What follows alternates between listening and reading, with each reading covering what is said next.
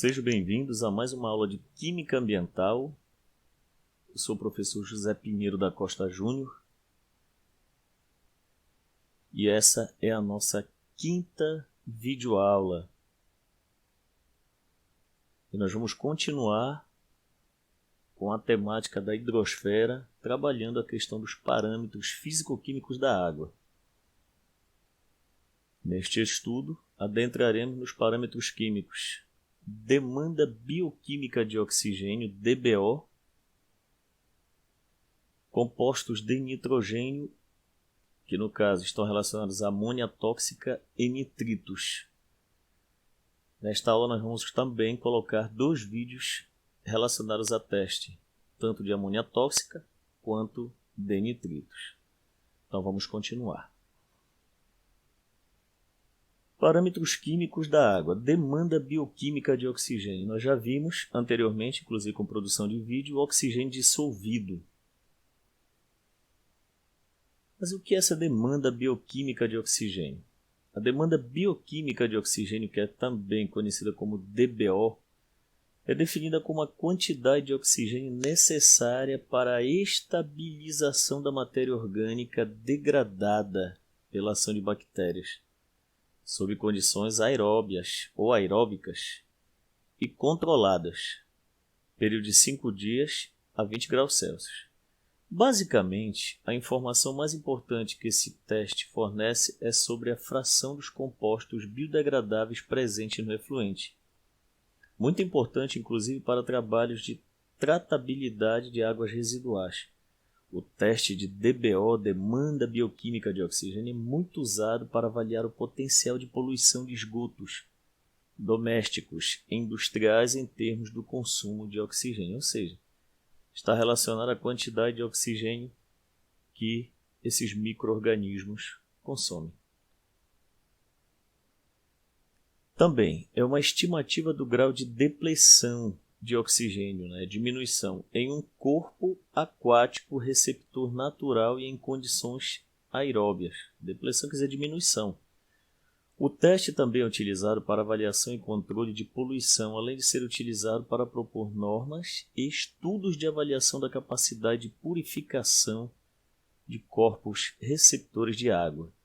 A DBO pode ser considerado um ensaio via oxidação úmida, no qual organismos vivos oxidam matéria orgânica até dióxido de carbono e água, ou seja, exaurir o oxigênio.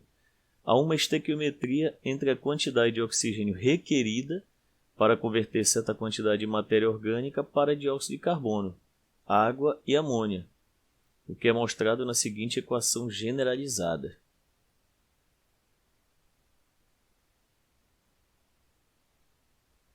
E aqui nós temos a equação generalizada, a estrutura orgânica, e aí a produção de quê? Olha, as substâncias orgânicas que são degradadas pelos micro-organismos reagem com o oxigênio, se A aqui é um coeficiente estequiométrico, aqui por exemplo é 1, aqui poderia ser 2, 3, meio. O oxigênio forma gás carbônico, água e amônia. Essa é a equação generalizada. Bom, o que acontece quando a DBO é grande?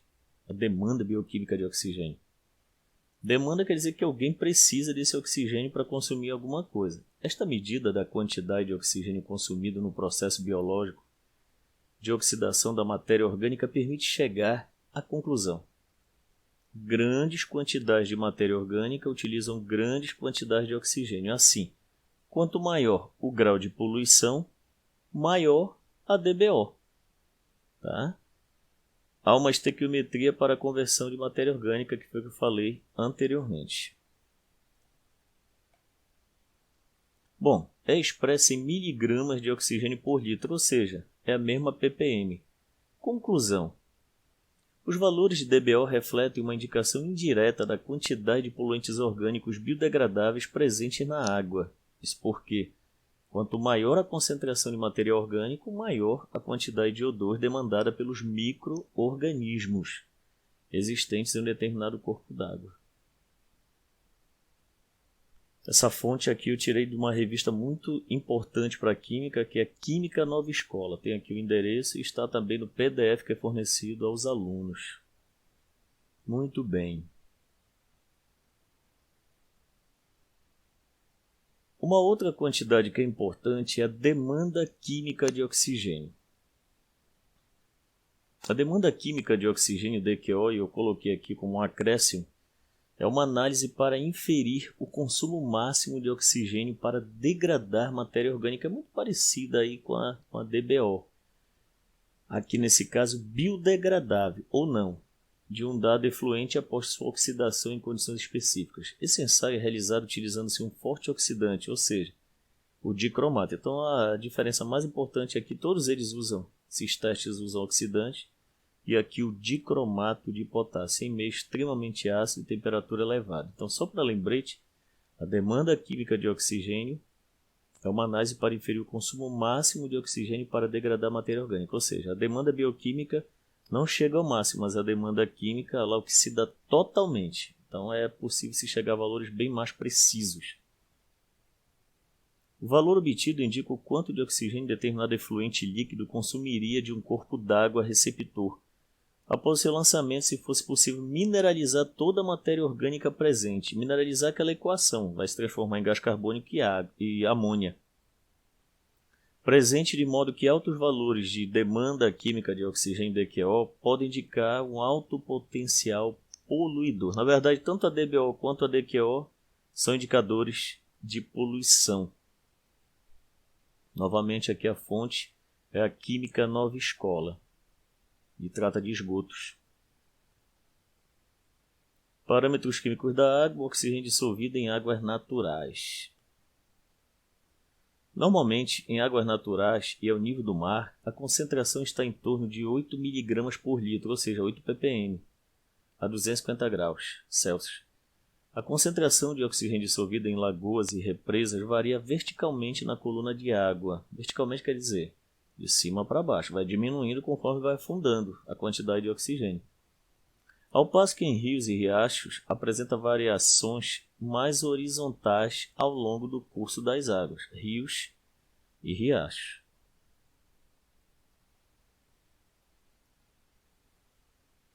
Parâmetros químicos da água compostos de nitrogênio, amônia tóxica e nitritos. Esses indicadores são importantíssimos. Na água, como se encontram os componentes de nitrogênio? Bom, os compostos de nitrogênio são importantes para a manutenção dos organismos vegetais e animais. Em um corpo d'água podem ser encontrados nitrogênio gasoso, normal, que inclusive nós respiramos, que é inerte para nós, o nitrogênio orgânico, na forma de substâncias orgânicas complexas, o NH3, que é a amônia, do mesmo amoníaco, livre ionizada na forma de amônio, NH4+, o nitrito, NO2-, e o nitrato, NO3-. Aliás, nitrito, nitrato existe muito em embutidos, linguiças, produtos desse tipo. São carcinogênicos. Aqui a fonte. Mas o que é amônia tóxica, afinal? A amônia é um tóxico bastante restritivo à vida dos peixes, sendo que muitas espécies não suportam concentrações acima de 5 mg por litro. 5 mg por litro, ou seja, 5 ppm. E valores acima de 0,01 mg por litro podem ser tóxicos aos peixes. Os níveis de amônia na superfície da água doce crescem com o aumento do pH. Tá? Ou seja, quanto mais básico for o sistema, mais amônia tem. E a temperatura. Em baixos pH e temperatura, a amônia se combina com a água para produzir um íon chamado amônio, NH4+. Quem ainda não conseguiu sentir o cheiro de amônia, e não faça isso. E um íon hidróxido. O íon amônio não é tóxico e não causa problemas para os organismos, enquanto que a forma não ionizada tem efeito tóxico. Qual é a forma não ionizada? É a substância chamada NH3, tá? Que é esta aqui. Muito bem. Acima de pH 9, ou seja, está básico, a amônia não ionizada é a forma predominante no meio e pode atravessar membranas celulares mais rápido à medida que aumenta os valores de pH, ou seja, quanto mais básico, mais amônia a NH3 tem e mais tóxico é para os seres vivos. A magnificação da concentração de amônia que pode penetrar no organismo potencializa o efeito tóxico. Por isso que é interessante esse parâmetro físico-químico, que tecnicamente é químico. Amônia tóxica e nitritos. Em particular, no caso da água potável, que é o que interessa muito para nós, a portaria número 518/2004 do Ministério da Saúde limita uma concentração de amônia, olha, porque tem pergunta lá, que é inerente a isso. 1,5 mg por litro, ou seja, 1,5 ppm para a água de consumo humano. E o CONAMA limita uma concentração de 20 mg por litro, ou 20 ppm de nitrogênio amoniacal, e influente para descarte em corpos hídricos receptores, ou seja, aquela água que é jogada tecnicamente fora. Tá? Ou água que é utilizada em alguns tipos de lavagem, etc. Tá? 20 mg, mas o que interessa para nós é essa aqui, 1,5 mg por litro, que é a água potável, que é 1,5 ppm. Então, valores acima, essa água já não serve para consumo humano. Que é a fonte da CETESB. Vamos lá para um exercício passo a passo. Na tabela abaixo foram observados os seguintes valores